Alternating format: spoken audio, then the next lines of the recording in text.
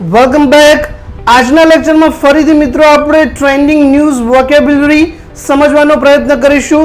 સાથે સાથે આપણી ઇંગ્લિશ વોકેબ્યુલરીને મજબૂત કરવા માટે ઘણા બધા નવા શબ્દોની આપણે સમજૂતી મેળવીશું। તો મિત્રો આ વિડિયોની શરૂઆત કરીએ।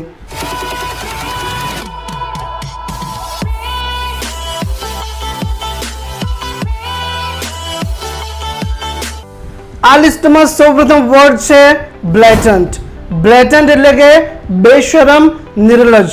ઘણીવાર જે વ્યક્તિઓ વધારે સ્પષ્ટ હોય છે એ આપણને બેશરમ લાગતા હોય છે, એટલે તમને સમજણ પડી ગઈ હશે કે આ શબ્દનો આપણે ઉપયોગ એક એડજેક્ટિવ તરીકે કરી શકીએ છીએ। નેક્સ્ટ વર્ડ છે સ્કર્મિશ। સ્કર્મિશ એટલે કે અથડામણ। બે વ્યક્તિઓ વચ્ચેનું જે ઘર્ષણ દર્શાવવા માટે આ પ્રકારના શબ્દોનો ઉપયોગ થાય છે। આ શબ્દ એક નાઉન છે। નેક્સ્ટ વર્ડ છે એડ્યુ।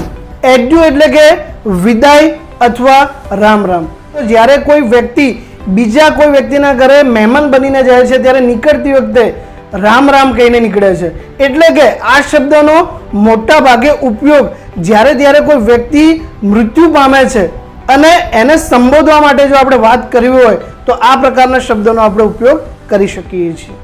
નેક્સ્ટ વર્ડ છે ડાઉસ। ડાઉસ એટલે કે આગ ઓલવવી અથવા તો બુઝાવી। કોવિડ હોસ્પિટલ શ્રેયમાં આગ લાગેલી એ સમયમાં ન્યૂઝપેપરમાં આ પ્રકારના શબ્દ આપણને જોવા મળ્યા હતા। આ શબ્દનો ઉપયોગ એક વર્બ તરીકે આપણે કરી શકીએ છીએ। નેક્સ્ટ વર્ડ છે મિટિગેટ। મિટિગેટ એટલે કે ઓછું કરવું અથવા તો ઘટાડવું। આ શબ્દનો ઉપયોગ આપણે એક વર્બ, ક્રિયાપદ તરીકે કરી શકીએ છીએ। નેક્સ્ટ વર્ડ છે ગ્લિચ।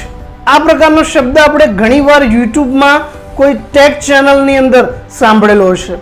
આ શબ્દનો અર્થ થાય છે અવરોધ અથવા તો ભૂલ। આ શબ્દ એક વર્બ સાથે સાથે એક નાઉન તરીકે પણ આપણે એને ઉપયોગમાં લઈ શકીએ છીએ। નેક્સ્ટ વર્ડ છે પ્રોવેસ।